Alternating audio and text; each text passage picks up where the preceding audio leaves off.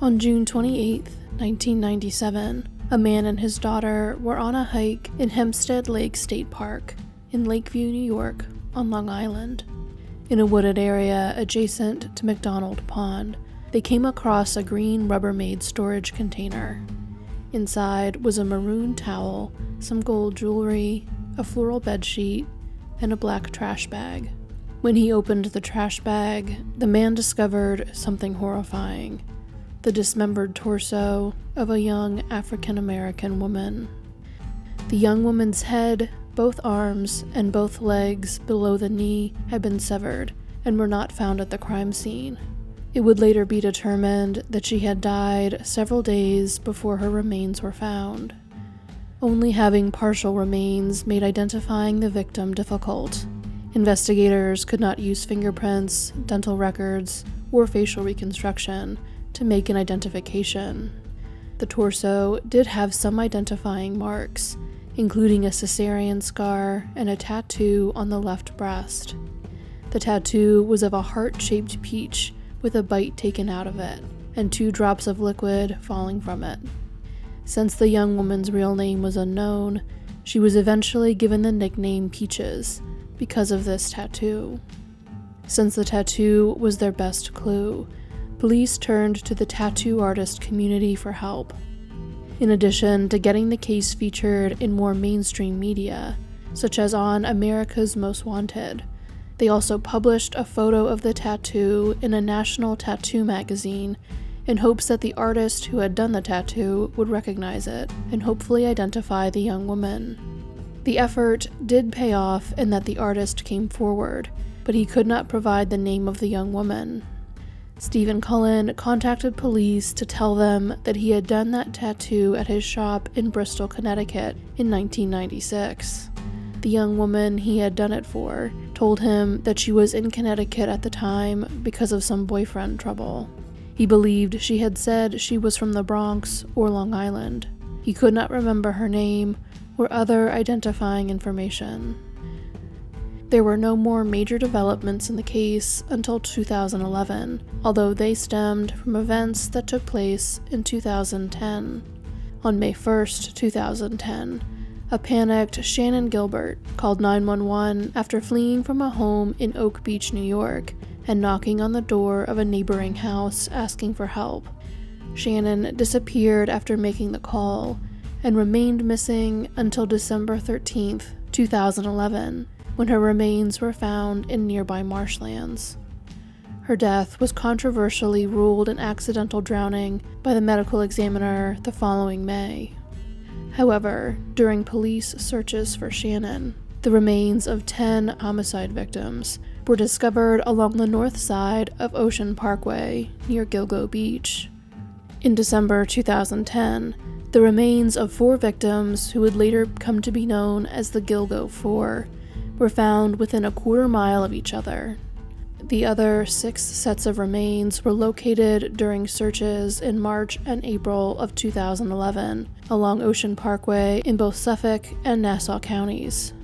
The 10 sets of remains were bookended by partial adult human remains, referred to as Jane Doe number 3 to the west, and the remains of a toddler, known as Baby Doe, at the farthest east location. Baby Doe's remains were located on April 4th, 2011, and Jane Doe number 3's remains were found a week later, on the 11th. Baby Doe's body had been found just 250 yards away from another set of partial human remains. However, DNA testing would eventually show that the unidentified toddler was the child of the individual whose partial remains had been found the farthest away from them along the parkway. On September 20th, 2011, it was determined that Baby Doe was the daughter of Peaches, whose torso had been discovered 14 years earlier. In December of 2016, Peaches and Jane Doe number 3 from the Ocean Parkway scene were conclusively shown to be the same person, although the identity of that person remained unknown. The bodies found near Gilgo Beach received international attention because of concerns that the dumping ground of a serial killer had been discovered. The theoretical killer came to be known as the Long Island serial killer. On July 14, 2023, 59-year-old Rex Heuermann of Massapequa Park was charged in relation to the murders of Megan Waterman, Melissa Bartholomew, and Amber Costello, and he was named as a suspect in the murder of Maureen Brainerd Barnes. These 4 women were the Gilgo Four, whose remains had first been found.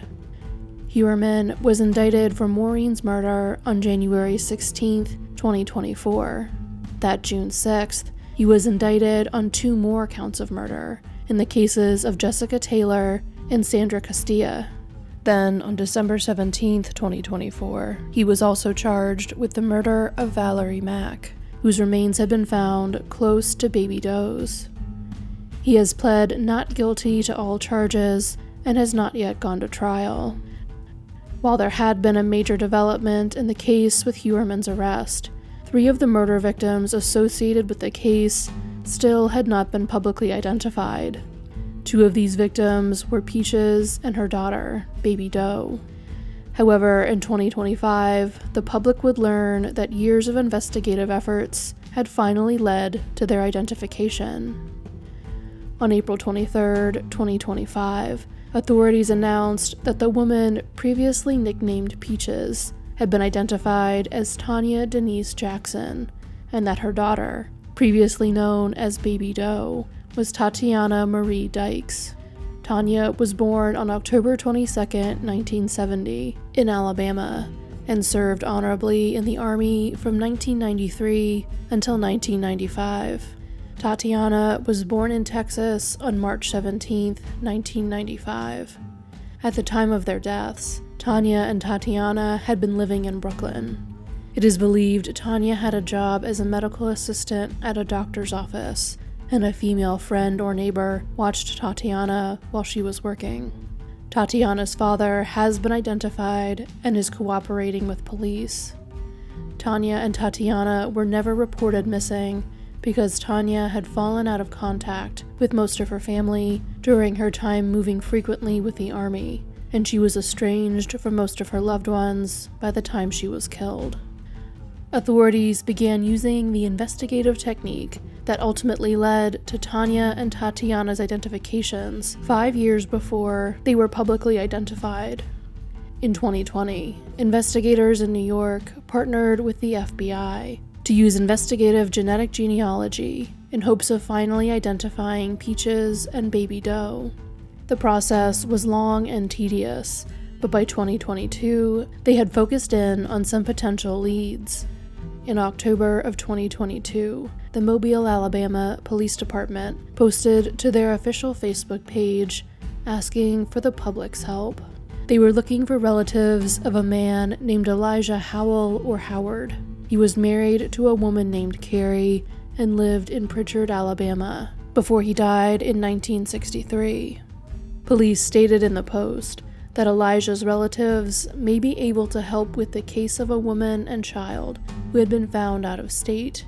The post also featured a photo of the peach tattoo and asked for anyone who recognized it to come forward.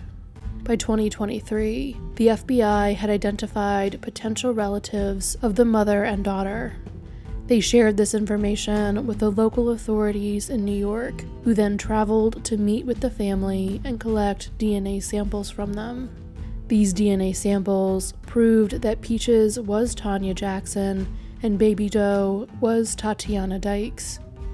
The identifications were actually made in early 2024, a full year before they were announced to the public. According to Detective Captain Stephen Fitzpatrick of the Nassau County Homicide Squad, the identifications could not have been made public earlier due to the needs of the investigation. The delay also allowed Tanya and Tatiana to be laid to rest prior to their identities being publicly released.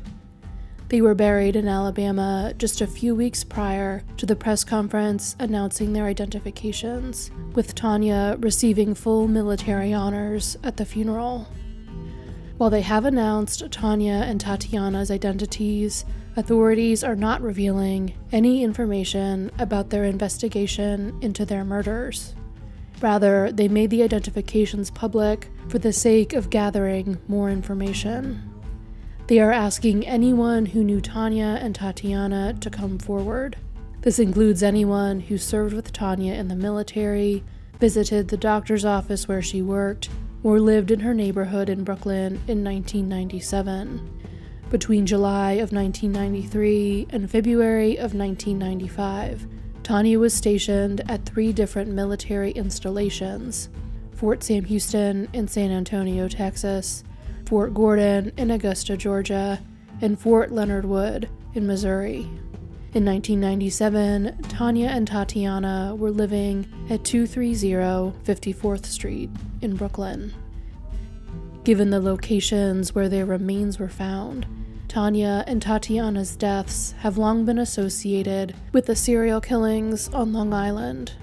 However, police are proceeding as though Tatiana and Tanya's murders are unrelated to Huerman's crimes, and will do so unless they are able to identify concrete evidence tying him to their deaths.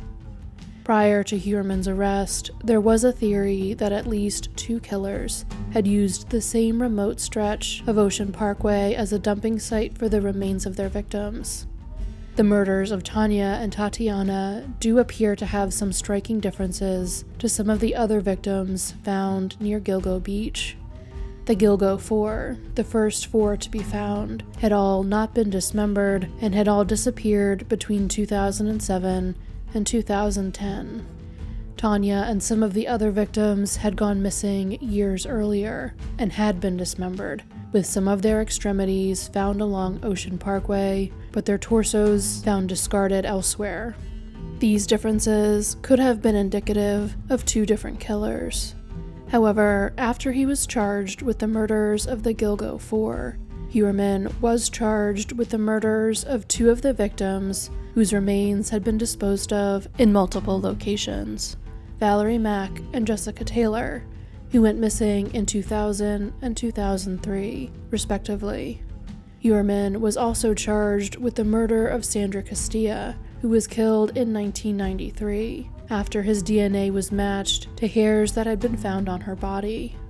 If he is found guilty of her murder, it would mean that he started killing at least 4 years before Tanya and Tatiana were murdered. As such, these seemingly striking differences in time frame and disposal method do not appear to provide a solid division between which victims were allegedly killed by Huerman and which ones were not. However, just because Huerman could theoretically have killed Tanya and Tatiana, that does not prove that he did. Authorities are open to and working on every possible suspect they can identify. This is why they are actively seeking information from the public. According to Detective Captain Fitzpatrick, although Tanya and Tatiana have commonly been linked to the Gilgo Beach serial killings because of the timing and locations of their recovered remains, we are not discounting the possibility that their cases are unrelated from that investigation.